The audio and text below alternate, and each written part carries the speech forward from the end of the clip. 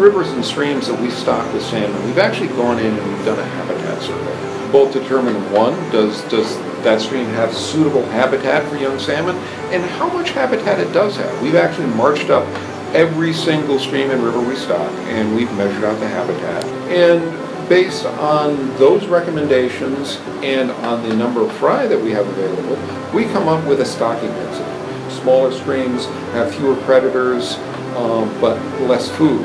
So they survive better, but they grow slower. But played against that, we also see faster growth rate in larger streams. When we go out to the stream, I send in buckets of fish for various stretches, and the fry stocker's job is to then take and put those fish into good salmon fry habitat. And where we're looking to stock those fish is water less than knee deep. It could be anywhere from 2 inches to 2 feet or so. What we don't want to do is stock any big deep pools. We're also looking for areas with moderate or moderately fast current. What I mean is anything up to the point where the fish are going to get washed downstream. Because what you will notice if you look at the Atlantic salmon fry is when they're in the buckets, they're on the bottom.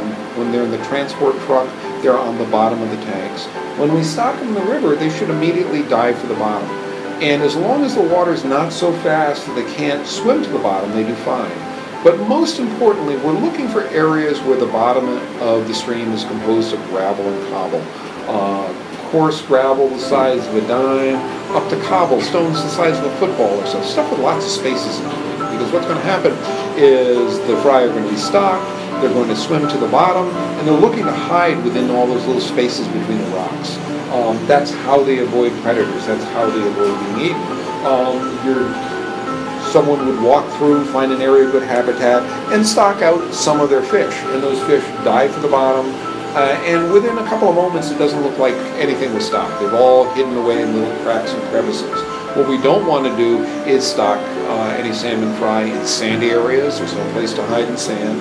We don't want to stock fry in areas of bedrock where there's just one big flat sheet of rock. There's no place to hide in that big flat sheet of rock. The other thing is that Atlantic salmon juveniles in fresh water are territorial, and they will have their own defined territory. They will actually have a territory, and they will try to defend it from other juvenile salmon. They orient around something called a homestone, and their particular feeding style is to feed on drift. They feed on organisms that are drifting by in the water column.